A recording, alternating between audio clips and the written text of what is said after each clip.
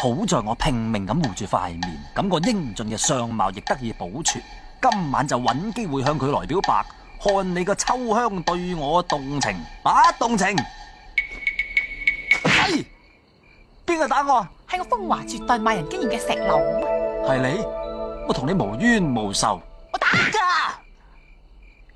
點解？點解？因為你抵打，你偷畫我、暗戀我嘅事，而家係人都知啦。我仲邊有面目見人啫？我死都去白啦。都好嘅。你而家好頂啦！你想同我一齊試做對同名嘅鴛鴦？呸！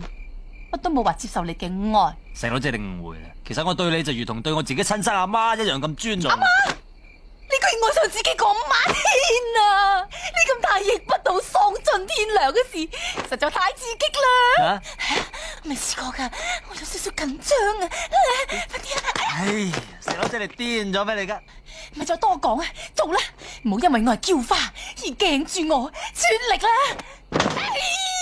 一嚟就整件咁醜樣，真老禮。踩得好。